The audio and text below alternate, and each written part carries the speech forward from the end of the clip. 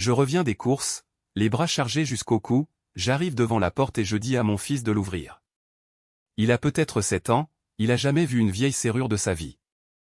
Il tourne la clé dans tous les sens, il pousse, il tire, rien ne se passe. Je commence à perdre patience, les sacs me rentrent dans les doigts, j'ai les clés quelque part au fond de mon manteau, et là je lui lance, presque sans réfléchir, mais utilise ta tête. Je veux dire, réfléchis, trouve une solution, débrouille-toi. C'est ce que ça veut dire, non? Pour moi, pour n'importe quel adulte, oui. Mais pas pour lui. Je le vois prendre du recul. Il se concentre. Il se penche légèrement en avant. Et là. Boum. Il balance un grand coup de crâne dans la porte. Puis un deuxième. Plein d'enthousiasme, convaincu d'avoir parfaitement compris la consigne. Il se retourne vers moi, fier comme un chef, et me dit, ça marche pas très bien ta méthode. J'ai lâché les sacs. J'ai ri comme j'avais pas ri depuis longtemps. Il avait tort sur la technique, mais honnêtement, sur le fond, il avait peut-être raison. Est-ce que vous aussi vos enfants ont déjà pris vos mots au pied de la lettre de la pire façon possible? 2 mois. 2 mois que je pensais vivre quelque chose de réel. On se voyait tous les 3 jours, il me textait le matin, il me disait que j'étais spécial. J'y croyais. Vraiment. Ce matin-là, je prends mon café, je feuillette le journal local, comme ça, par habitude. Et là, je tourne une page. Et je le vois. Lui. Mon copain. En costume, souriant, les yeux brillants. À côté d'une femme en robe blanche. La légende sous la photo, mariage célébré hier à la mairie. Hier. Pendant que je lui envoyais un message pour lui souhaiter une bonne journée, il se mariait. Avec quelqu'un d'autre. Je relis 3 fois.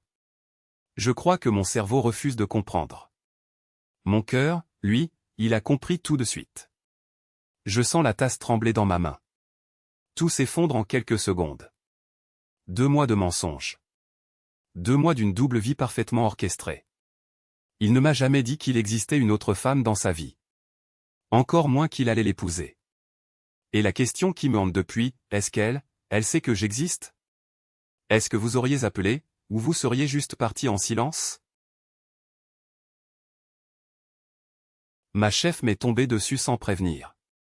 En pleine journée de boulot, elle débarque, rouge de colère, et me hurle dessus devant tout le monde. Je viens de contrôler ta chambre, le sol est dégueulasse. Je te jure, j'ai senti mon sang se glacer. Toutes mes collègues nous regardaient. Je me suis dit, c'est bon, je vais me faire virer. On monte ensemble. Elle pousse la porte en grand, elle me montre le sol du doigt, dramatique, sûr d'elle. Et là, je m'accroupis. J'inspecte chaque centimètre. Je cherche la tache, la saleté, la preuve que j'ai merdé. Rien. Absolument rien. Le sol est impeccable. Je me relève et je lui dis, doucement, c'est où, exactement? Le silence qui a suivi, je l'entendrai toute ma vie. Elle s'est baissée à son tour. Elle a regardé de près, encore plus près. Et après une éternité, elle a relevé la tête et elle a lâché, du bout des lèvres, bon. T'as de la chance. Pas de désolé. Pas d'excuse. Juste ça. T'as de la chance. Comme si c'était moi le problème depuis le début. Et vous, vous auriez répondu quoi à sa place?